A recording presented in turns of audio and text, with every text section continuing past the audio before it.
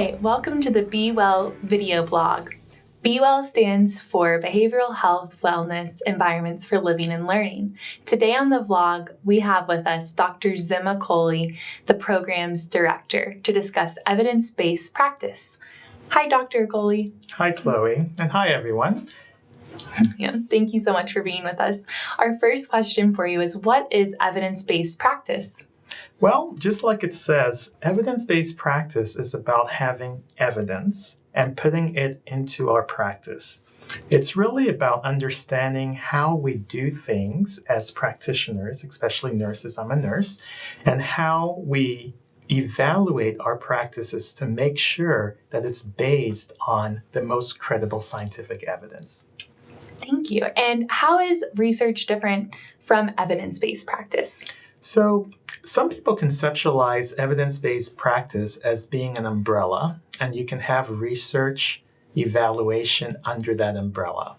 And so on the one hand, research is the way that we use some systematic approaches in order to discover things and to understand things, whereas evidence-based practice can use research to inform the practice that we do. And what are the key components of evidence-based practice? Well, I teach evidence-based practice, and one thing I like about it is we consider that we want to take a systematic approach to understand why we do what we do.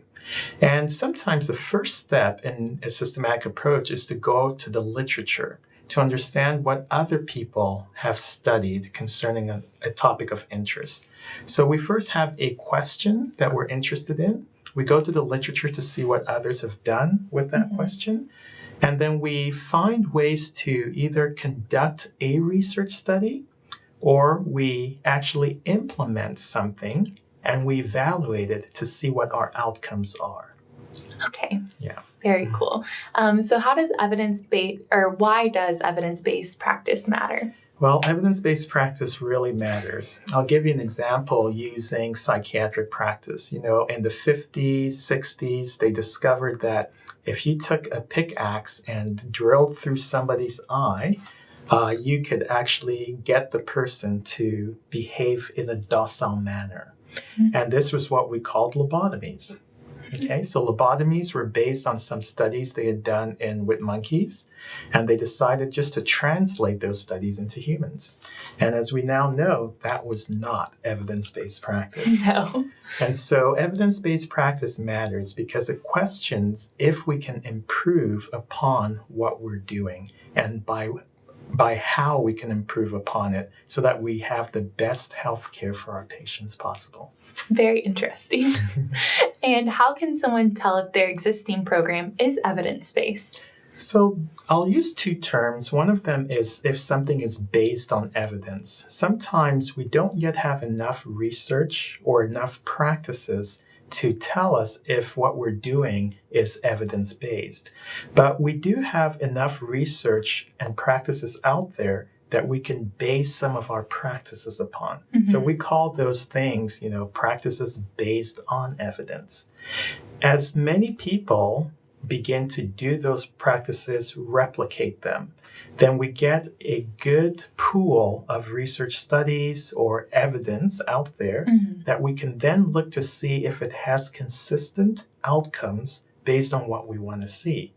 And when we find that those practices, research have those consistent outcomes, then we can publish something like a meta-analysis, and it can then be seen as an evidence-based practice, meaning it has enough backing to show that it's robust and that we can expect the same outcomes if you implement the study in the same way. Very nice. And so, do you have any final comments about the topic? Yes, well, I think that everybody should question their practice. We don't want to be doing the same thing the same way, especially if things aren't working. And the best way to bring in evidence-based practice is to join groups like us, Be Well. We're really all about evidence-based practice.